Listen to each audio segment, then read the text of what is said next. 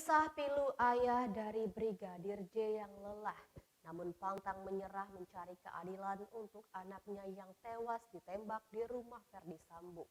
Diketahui, jika kasus pembunuhan terhadap Brigadir Nofriansyah Yosua Huta Barat atau Brigadir J telah berjalan lebih kurang 3 bulan lamanya, namun pihak keluarga tidak putus asa. Pihak keluarga Brigadir J terus mencari keadilan anaknya yang tewas dengan penuh misteri. Ayah mendiang Brigadir J, yakni Samuel Huta Barat, mengaku lelah karena penanganan kasusnya berjalan lambat, namun ia tidak akan menyerah sampai ada keadilan. Dia tetap menghormati proses penyidikan dan tetap bersabar karena kasus ini menurutnya cukup rumit. Ia mempercayakan ini semua kepada kuasa hukumnya dan berharap semuanya dapat berjalan dengan baik, meskipun ia akui cukup lambat. Meskipun dirinya menginginkan agar kasus ini bisa segera selesai, namun ia menyadari ada tahapan yang harus dilalui. Pengacara keluarga Brigadir J, yakni Kamarudin Simanjuntak, menegaskan mereka tidak menyerah.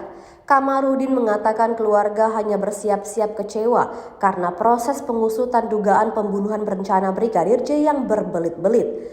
Berkas para tersangka kasus tersebut hingga kini belum lengkap, padahal sudah hampir 3 bulan.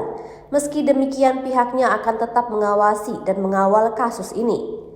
Kata dia, pihak keluarga Brigadir Yosua jenuh dengan pemberitaan saat ini yang tak kunjung masuk ke meja hijau. Walaupun Samuel Huta Barat atau ayah dari Brigadir J merasa jenuh, tetapi masih tetap semangat untuk memperjuangkan kebenaran. 7 personel kepolisian ditetapkan sebagai tersangka obstruction of justice atau menghalang-halangi penyidikan kasus ini. Dari 7 polisi, ada nama yang sudah tidak asing lagi, yakni Irjen Verdi Sambo. Sambo lebih dulu ditetapkan sebagai tersangka dugaan pembunuhan berencana terhadap Brigadir J.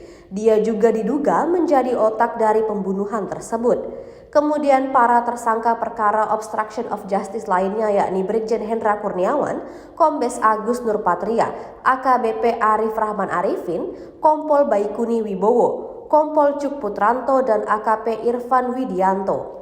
Mereka diduga melanggar pasal 49 Junto pasal 33 dan atau pasal 48 ayat 1, Junto pasal 32 ayat 1 Undang-Undang Nomor 19 Tahun 2016 tentang perubahan atas Undang-Undang Nomor 11 Tahun 2008 tentang informasi dan transaksi elektronik dan atau pasal 221 ayat 1 kedua dan 233 KUHP, Junto pasal 55 KUHP dan atau pasal 56 KUHP. Polisi belum menyampaikan peran dari masing-masing personel Polri ini dalam menghalangi penyidikan. Namun sebelumnya sempat disebutkan jika ke-7 personel polisi itu diduga memindahkan alat bukti berupa CCTV di sekitar TKP penembakan. Tribuners, untuk mengetahui informasi lebih lanjutnya, Anda dapat menyaksikan di YouTube Tribun Pontianak.